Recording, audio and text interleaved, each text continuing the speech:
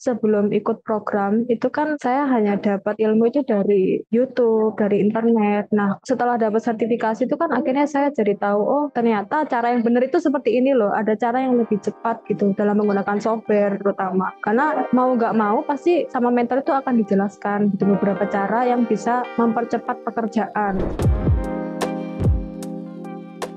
Perkenalkan, nama saya Aviana Mardiara Putri dari program studi Desain Komunikasi Visual Universitas Negeri Malang dan dulunya merupakan alumni dari My EduSolve Studi Independen yang batch ketiga Pathway UI UX Designer. Alasan dari saya pribadi kenapa memilih UI UX Designer, karena bagi saya sekarang seputar UI UX Designer, desain web itu sudah banyak pekerjaannya, tawaran pekerjaannya. Jadi saya pribadi kan awalnya karena tertarik gitu ya. Selama kuliah itu UI UX Designer nggak terlalu di spot gitu untuk dari pihak kampus dan kurikulum. Tapi saya ingin menggali lebih dalam gitu, jadi biar ilmunya nggak hanya seputar kayak membuat ilustrasi, desain grafis yang membuat logo, karena saya pribadi beranggapan sepertinya membuat tampilan website itu juga cukup menarik gitu Kak. Kalau dari saya pribadi, saya merasa senang karena di My EduSolve itu dia pelajarannya itu sangat terstruktur. Jadi kita mulai dari dasar hingga nanti diberikan proyek real. Nah, proyek realnya ini bisa digunakan untuk portofolio. Nah, dari yang dinamakan terstruktur tadi, jadi itu kan ada beberapa modul. Nah, saya dapat 4 modul. Yang pertama itu saya belajar dengan mentor dari Adobe Illustrator. Saya diajari sama Kak Syifa. Nah, di sana kita kayak belajar soal gimana sih cara membuat visual icon dari desain-desain website, terus kemudian gimana cara membuat logo-logo yang simple tapi bisa digunakan untuk di website. Itu juga ngaruh ke desain grafis juga biasanya digunakan. Kemudian juga ada Adobe InDesign, itu diajarkan oleh Kak Adi Nugroho. Beliau itu sangat ahli memang di bidang per-layoutan. Jadi kayak kita diajarkan bagaimana caranya membuat layout yang menarik, apalagi untuk tampilan website ya. Itu gimana caranya kalau website itu tetap clean supaya codingannya itu tidak berat gitu, tapi tetap menarik. Terus kemudian juga ada belajar tentang Figma. Nah, ini untuk Figma sendiri diajarkan oleh Kak Fendi. Di sini kita diajarkan mulai gimana sih caranya menggunakan software Figma itu dari nol. Jadi benar-benar kita yang tidak tahu apa-apa, terutama saya, itu benar-benar diajarkan dari nol. Mulai dari gimana cara bikin icon, bikin desain sistem, sampai akhirnya nanti bisa mendesain suatu website.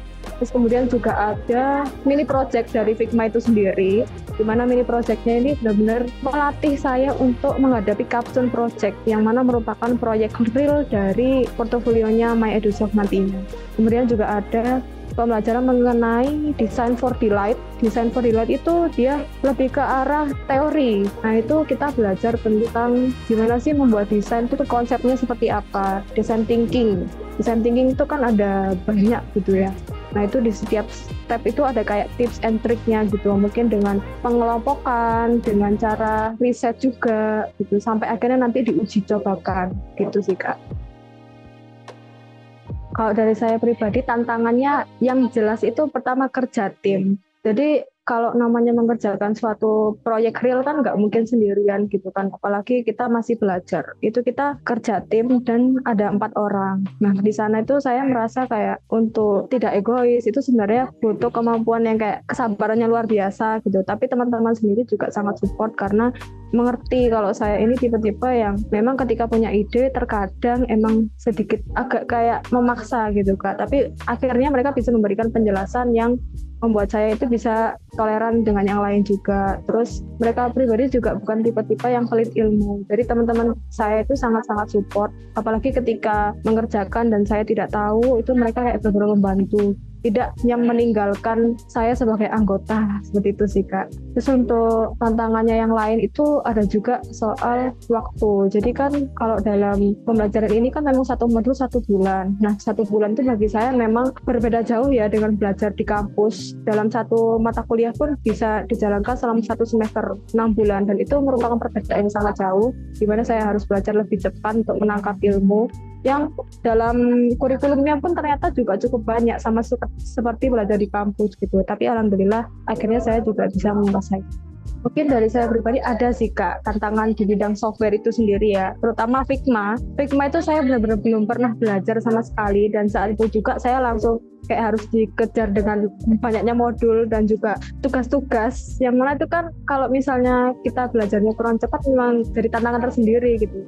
Tapi akhirnya saya bisa karena dibiasakan oleh mentor tetap mengerjakan meskipun hasilnya itu tidak sempurna gitu, tapi setidaknya kita mendapat feedback gitu dari mereka. Itu sih Kak. Kalau untuk Adobe mungkin dari saya pribadi udah berlatih dari lama ya, mungkin dari awal kuliah. Meskipun tidak diajarkan oleh dosen, tapi saya pribadi memang suka buka YouTube. Akhirnya kayak lebih bisa gitu Kak. Tapi kalau Figma itu yang benar-benar nol sama sekali, belum pernah. Kalau design thinking yang intuit teori itu dari saya masih bisa cepat mengejar materi, karena di kampus memang diajarkan setiap ada matkul itu selalu membahas, rata-rata ada design thinking gitu Kak.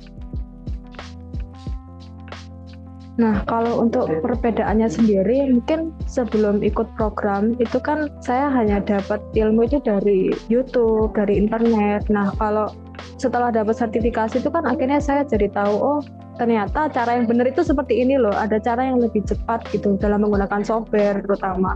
Karena mau nggak mau pasti sama mentor itu akan dijelaskan gitu, beberapa cara yang bisa mempercepat pekerjaan seperti itu. Terus belum lagi ada portofolio juga. Kalau kita mengerjakan tugas itu kan otomatis bisa dimasukkan portofolio. Asalkan kerjaannya baik, itu kan bisa mendukung gitu Kak untuk portofolio. Nah, portofolio itu sendiri tuh akan lebih baik kalau misalnya itu dari proyek yang beneran real dikerjakan. Nah, itu juga ada dalam capstone project. Terus juga ada pembuatan akun LinkedIn. Nah, itu saya pribadi kan memang sebelumnya tuh belum punya akun LinkedIn. Tapi setelah ikut My EduSoft itu saya tahu, oh ternyata gini loh cara membuat akun yang benar, yang bisa dilirik oleh para HRD dari perusahaan-perusahaan besar. Dan itu diajarkan di kelas karir mentoring itu sendiri. Jadi bukan hanya manfaat dari kelas pathway-nya, tapi karir mentoring itu juga mengajarkan saya banyak hal. Selain akun itu sendiri juga ada bagaimana sih caranya interview, caranya FGD, di mana saya tuh sebenarnya belum pernah sama sekali interview, dan itu pertama kalinya saya belajar simulasi untuk interview bersama Kak Tika, Mustika Indah. Ya mungkin awalnya saya kayak selalu menghindar gitu ya, tapi akhirnya saya juga merasa interview itu bukan sesuatu yang berat gitu. Sampai akhirnya bisa digunakan untuk apply pekerjaan nantinya atau apply kegiatan gitu. Jadi kayak lebih percaya diri aja gitu. Untuk hal yang paling berkesan itu kalau di kelas Pathway, saya dulu kan pernah diadakan dengan mini project dari meredesign mobile apps-nya dari Flash Coffee dan juga landing page dari desain webnya Flash Coffee. Nah itu kan 4 orang, di mana itu anggotanya itu macam-macam, dan itu pertama kalinya saya di luar kampus belajar gimana caranya kerja tim, karena saya pribadi bukan anak yang suka ikut organisasi, apalagi berhubungan dengan secara intens gitu ya dengan beberapa orang dalam satu tim. Nah di sana saya kayak belajar untuk mengalah, belajar untuk tidak egois tadi, belajar untuk gimana caranya mengikuti cara bekerja mereka gitu. Jadi tidak hanya memikirkan diri sendiri. Kemudian di sana tuh dengan kerja tim yang maksimal dan teman-teman yang juga mendukung, akhirnya kami tuh bisa mendapatkan the best UI design di saat mini project itu yang diumumkan oleh Kak Fendi waktu itu. Terus kalau dari karir mentoring itu mungkin yang lebih berkesan tuh waktu interview itu sih Kak, karena mungkin pertama kalinya simulasi, bahkan simulasi aja saya kan belum pernah gitu ya, jadi saya merasa kayak oh gini loh caranya interview, dan gini loh diberikan feedback. Setelah interview itu saya jadi tahu kayak oh ini kesalahan saya, ini kekurangan saya yang akhirnya bisa saya manfaatkan buat apply ke depannya untuk kegiatan yang membutuhkan interview ke depan. Gitu sih Kak. Kalau ikut student ambassador mungkin kan jangka waktu periode waktunya kan hanya 3 bulan, dan saya merasa mampu untuk memanajemen waktu saya dengan kuliah waktu itu. Nah jadi di sana itu saya ambil posisi sebagai graphic designer. Kenapa kok tiba-tiba ke graphic designer padahal di student independennya waktu itu tuh UI UX. Saya merasa mungkin masih relevan gitu ya, apalagi software yang digunakan tuh juga masih diterapkan gitu di graphic designer, apalagi Adobe Illustrator itu yang paling sering digunakan selama bekerja di proyeknya student ambassador gitu Kak.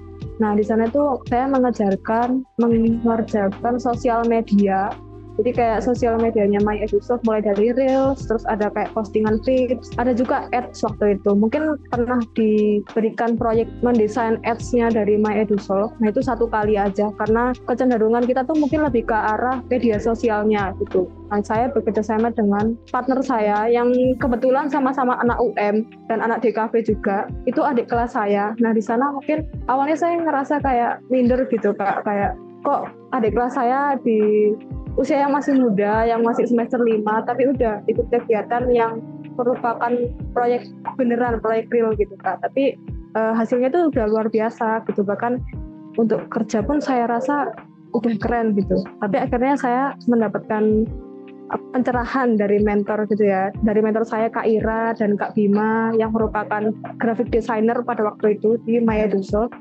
Karena saya diberitahu bahwa untuk belajar itu nggak bisa langsung gitu. Mungkin memang di sini saya masih belum seberapa, mungkin masih banyak yang kurang. Tapi namanya belajar juga akan terus meningkat ke depannya. Dan teman saya pun yang merupakan adik kelas ini dan partner bekerja itu sangat support gitu. Jadi tidak yang merasa paling bisa, tapi tetap memberitahu saya kayak mungkin mencari gambar-gambar yang bagus itu di mana, terus di mana sih dia mendapatkan inspirasi visual itu. Jadi kayak kerja tim yang saya dapatkan di studi independen itu ternyata mengefek ke student ambassador saya, di mana itu proyek real dan saya juga bekerja dengan tim gitu. Dan itu hanya 2 orang dengan pembagian tugas yang cukup detail gitu ya, dengan tenggat waktu yang bisa mungkin sehari itu harus langsung jadi itu bisa. Karena sebelumnya kalau yang di studi independen kan mungkin jangka waktunya seminggu, mungkin masih lama, tapi di sini saya belajar untuk jauh lebih cepat lagi bekerja dan hasilnya tuh tapi tetap memuaskan gitu Kak. Mungkin itu sih yang saya merasa saya ingat sekali gitu saat belajar sebagai student ambassador. My Edusoft tuh memang recommended buat yang mau belajar dari dasar tapi benar-benar ditata gitu, nggak yang langsung loncat ke proyek real gitu. Dan itu sangat cocok untuk yang tidak bisa belajar mandiri atau otodidak, jadi kayak memang membutuhkan arahan bagus menurut saya karena memang sangat membantu ya, dari saya pribadi itu sangat ngefek gitu untuk ke depan gitu sih Kak.